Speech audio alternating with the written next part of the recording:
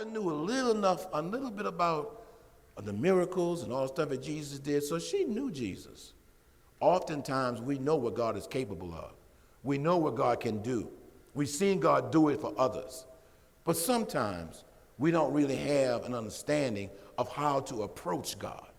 This is not how you approach God. You don't be snapping your neck at God.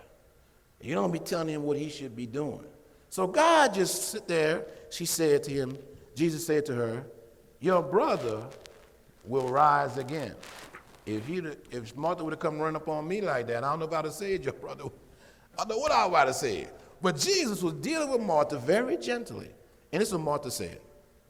I know that he will rise again in the resurrection at the last day. I know that. Jesus is still patient with Martha.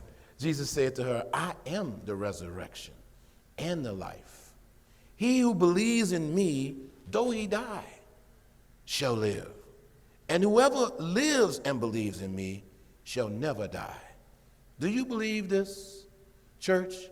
This scripture is not about Mary and Martha. It's about me and you. Do you believe this, church? Do you believe that he is the resurrection?